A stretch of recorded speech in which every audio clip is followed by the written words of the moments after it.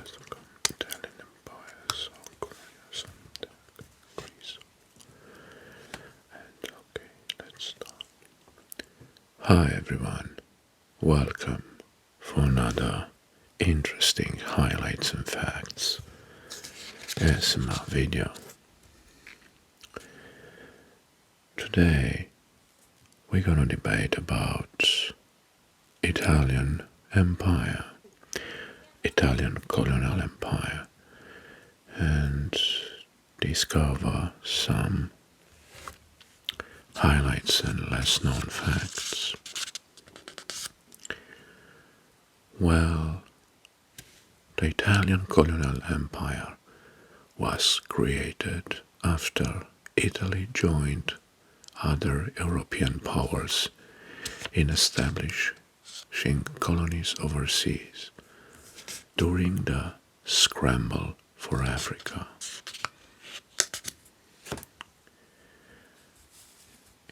Italy was a unified state, had only existed since 1861, by which time Portugal, Spain, Britain, the Netherlands and France had already carved out large empires. So, the Big Four. After 1929, imperial expansion became a favorite theme for Mussolini's speeches. He argued that colonial settlements were a demographic and economic necessity for a country like Italy, and he promised that would make Italy become a true empire. Italy's interest in Africa began with the establishment of a foothold in Eritrea. Here. In the Red Sea coast in the late 19th century, Italy secured control over the region through treaties, and Eritrea became a colony in the late 1800s, much more before Mussolini's appearance on the political scene in Italy. Somalia, well, Somalia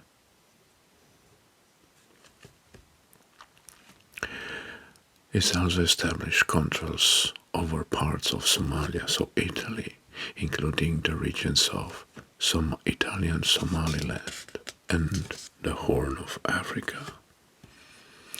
That happened again during the 19th and 20th century. Before the Mussolini's ambitions, Libya, well, Italy gained control of Libya in 1911 after defeating the Ottoman Empire. In the Italo-Turkish War, and Libya became an Italian colony until the end of World War II. But also there are some less facts. Pacific Islands. Italy also had a presence in the Pacific, particularly in Micronesia. However, these territories were lost during the World War II.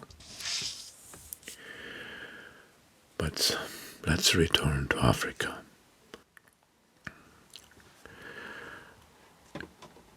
In the 1935, the Second Italo-Ethiopian War occurred,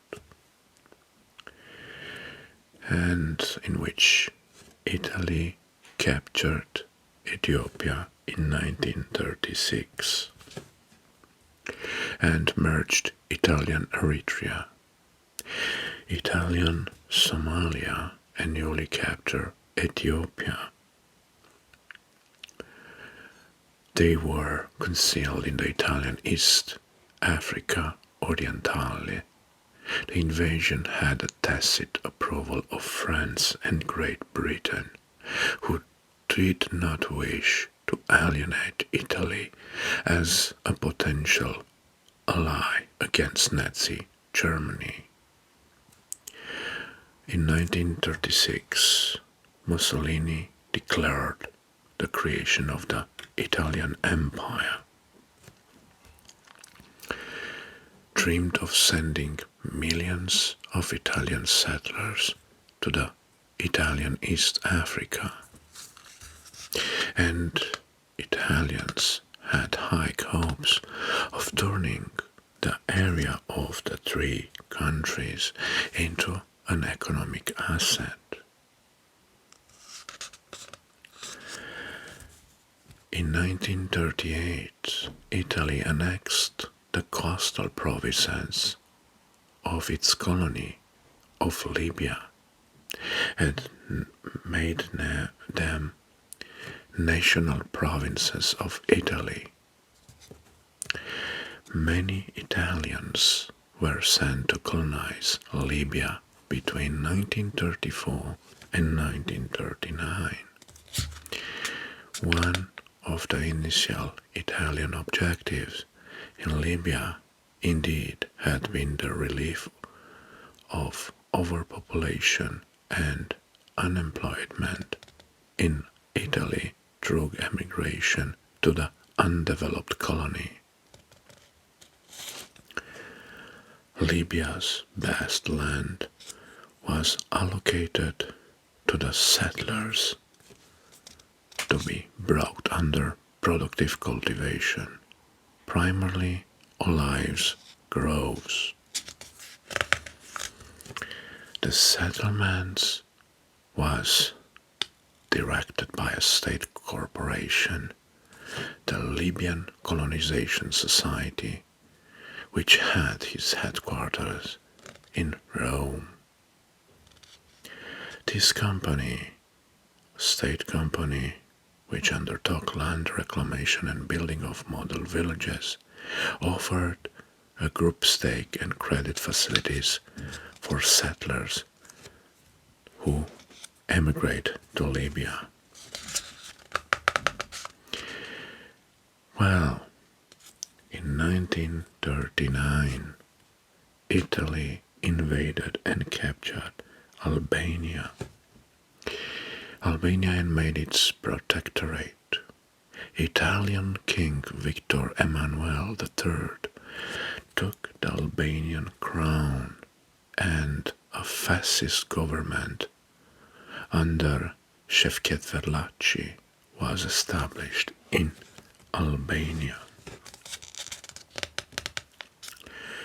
Mussolini entered the World War II on Hitler's side, with plans to enlarge Italy's territorial holdings. He had designed an area of southern France, Corsica, Tunisia, and part of Algeria, and the Atlantic ports of Morocco, and part of the British Egypt to be under the Italian rule.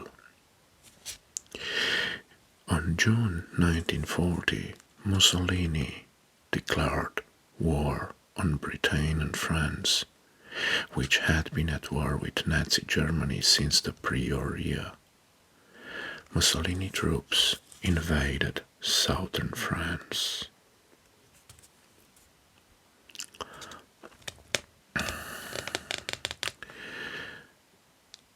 But an armistice was soon signed between France and Germany, and Italian troops pressed no further.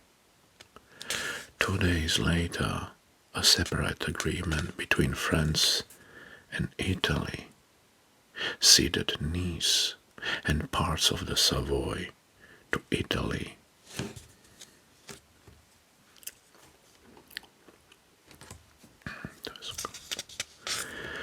In spring 1941, Mussolini, with the help of German army, finally defeated and conquered coastal Yugoslavia. During the conquest of Yugoslav Dalmatia, created a military line of occupation from Ljubljana to northern Montenegro, and successfully was to be considered as further border of Italian Empire. After that, Mussolini ordered the invasion of Greece, but his troops were soon pushed into retreat by Greek forces, and the invasion had to be rescued by Germany. In 1942, with the Italian occupation of Corsica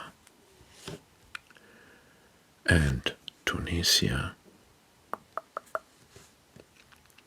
the territories of the imperial Italy, dreamed by the Fascist De Vecchi, were fully Italian hands, with the exception of Malta.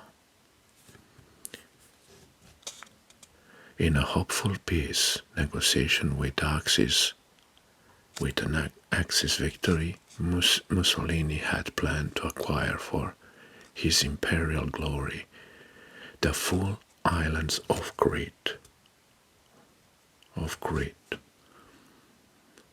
But that was mostly German occupied, and the surrounding southern Greek islands. Well, at that point, it was in 1943, and everything collapsed in a couple of months. The Allied victory in the Second World War ended these projects and terminated Mussolini's fascist ambitions. Well, the Italian Empire effectively came to an end by the fall of 1943. The surrender of Axis forces in Tunisia.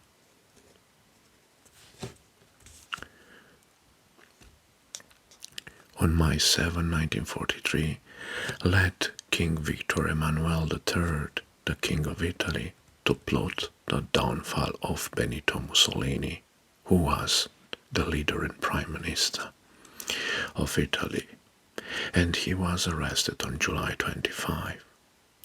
The new government began secret negotiations with the Allies, and on the eve of the American landings in Salerno, Italy announced an armistice with allies. In Albania and the Dodecanese, Germany's successful attacks on its erstwhile Italian allies ended the Italians' rule in the area. Well, Italy formally lost all her overseas possessions as a result of the Treaty of Peace in 1947. In November 1949, Italian Somaliland was made a United Nations Trust territory, and it was until Italian administration till 1960. Well, now let's talk about some less known facts about the Italian colonial empire. And one of them is the attempt to establish a presence in China in the 19th and 20th century. While Italy's efforts in China were not as extensive as those in Africa, they do represent an interesting chapter in the Italian history. The Tianjin concessions from 1901 until 1947. Italy, along with several Western powers, took an advantage of the political turmoil in China during the Boxer Rebellion to secure concessions on Chinese cities.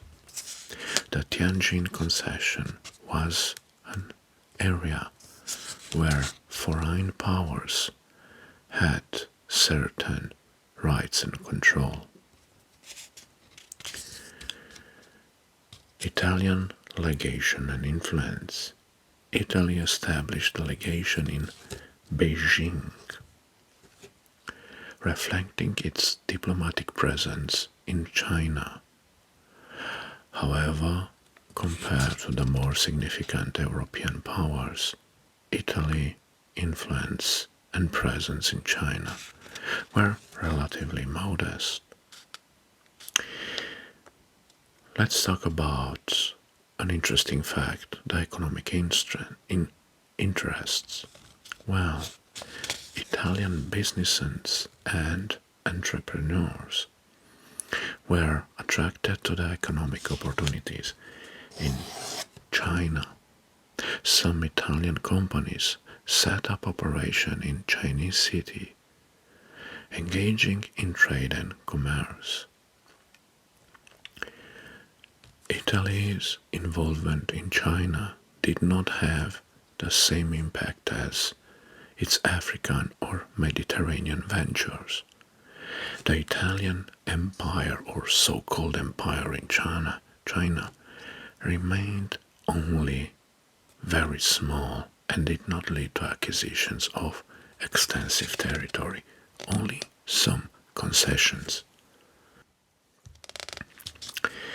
The end of Italian concessions in China.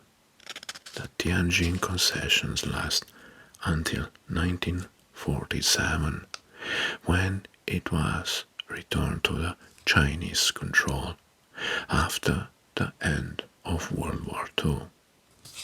The return of concessions was part of a broader process of restoration of Chinese sovereignty over territories that had been under foreign control.